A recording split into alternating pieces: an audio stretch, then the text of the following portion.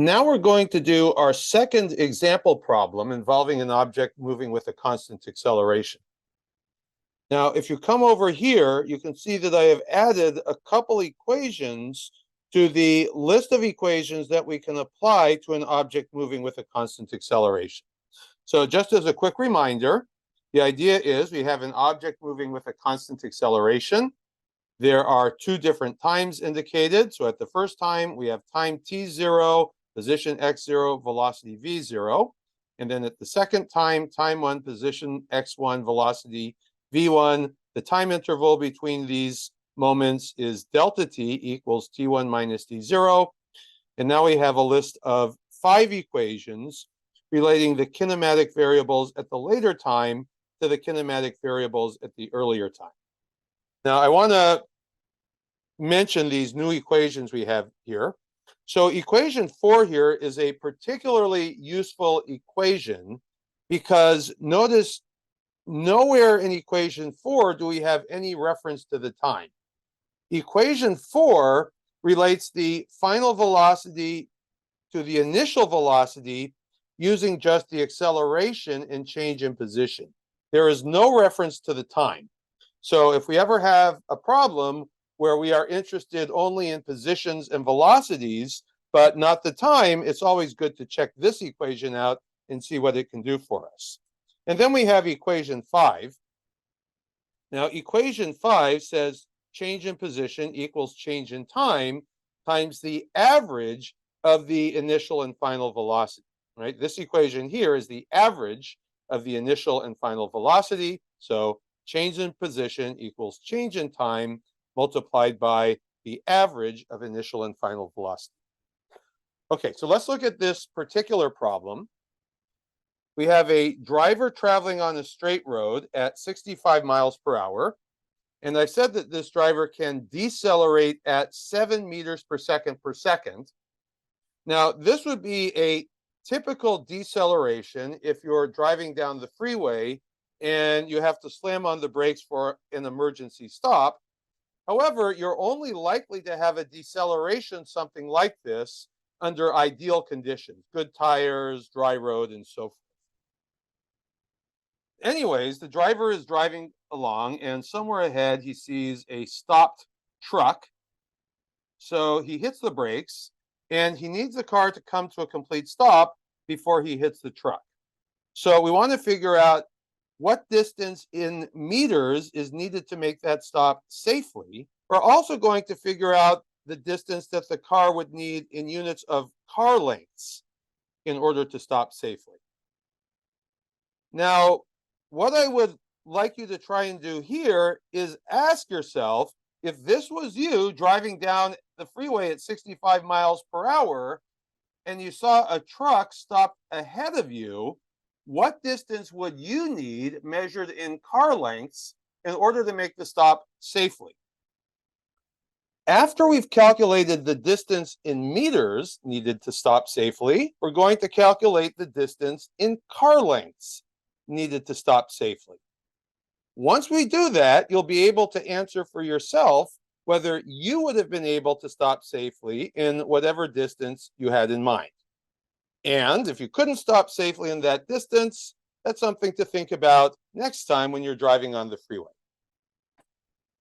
All right, well, let's get into the problem now. So we're going to follow this handout again. It says step 1, draw a clear sketch illustrating the problem. Okay, there is the beginning of our sketch. We will develop the sketch as we go through the problem. Okay, next we need a coordinate system. So let's just call this the x-axis here. Let's put our origin over here at the position where the car sees the truck and begins to brake. Okay, step 3, identify the number of the moments of interest. So there are 2 moments of interest here. The first moment of interest would be where the car sees the truck and begins to brake. Let's call that moment of interest 0 here.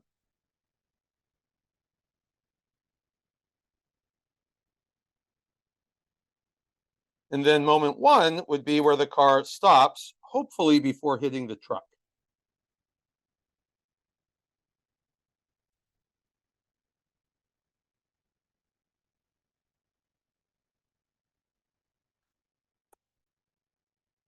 Okay, so that was step 3. Step 4, at each moment of interest, write down the appropriate kinematic variables. So we will use option B, constant acceleration problem. So next to each moment of interest, we are going to write down symbols for time, position, and velocity, and we will put the acceleration off to the side. Okay, so moment 0, we have time 0, position 0, velocity 0.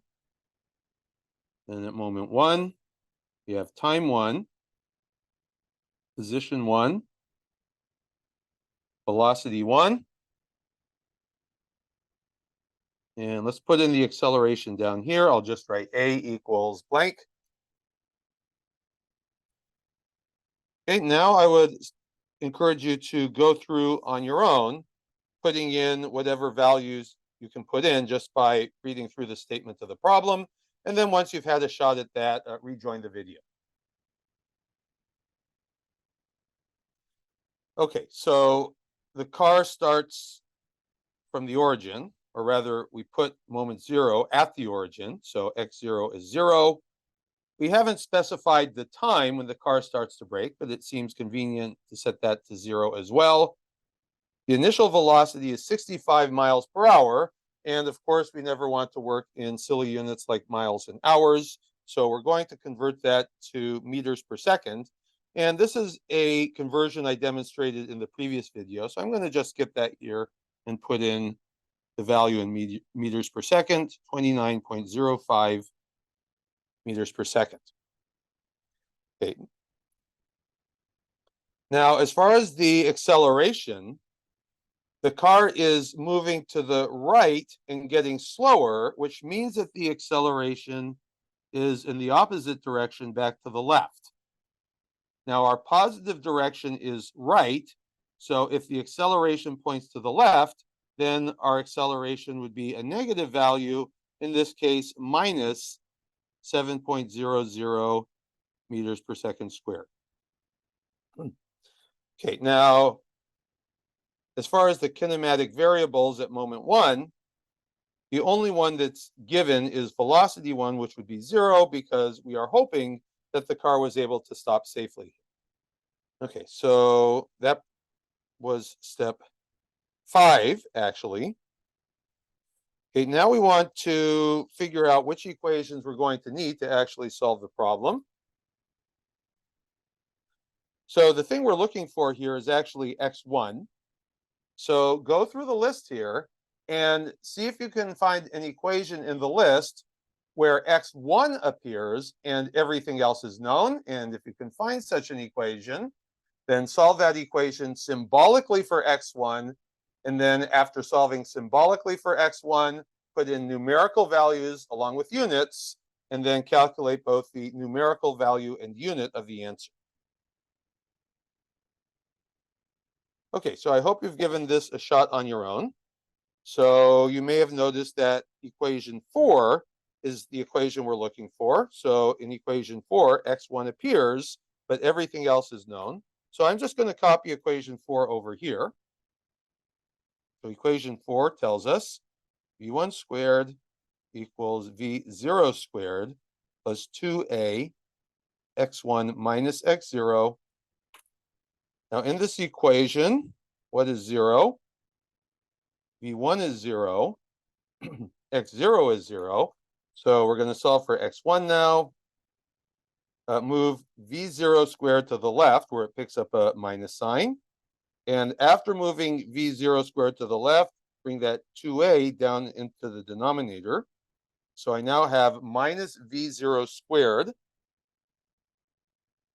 equals x1. So let's just flip the sides. x1 equals minus v0 squared over 2a. Now let's make our substitutions. So we have minus, substituting v0 is 29.05 meters per second, then squared, divided by 2, and then a is minus 7 meters per second squared. Now, when I punch this into my calculator, I get 60.3. Let's talk about the unit for a bit. So in the numerator, we have meters squared over seconds squared. In the denominator, we have meters over seconds squared. All right, seconds squared cancels seconds squared. Meters squared over meters gives meters. So the distance in meters is 60.3 meters. Let's get to part B now and figure out how many car lengths are needed to stop safely. This is a little bit subjective because it depends on what you think the length of a car is. So I'm going to pick kind of a long version of a car length. So let's say that a car length is about 15 feet. And let's turn this into a conversion factor so that we can convert 60.3 meters into some number of car lengths. So as usual, I start the conversion by having the value equal to itself.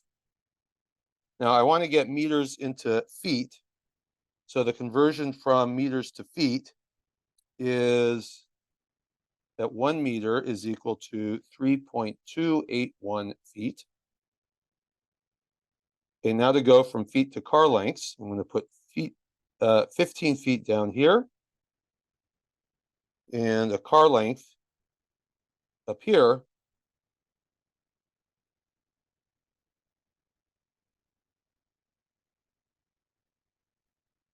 And when I do this, I get 13.2 car lengths. When I do this in class, I ask the class to estimate how many car lengths they think they would need in order to stop safely in this situation. And about 2/3 of the class thinks they could stop safely in 7 car lengths or less. And almost the entire class thinks they can stop safely in 10 car lengths or less. So probably, if you're in this situation, there's a reasonable chance you might have actually hit the truck. So this is something to think about next time you're driving on the freeway.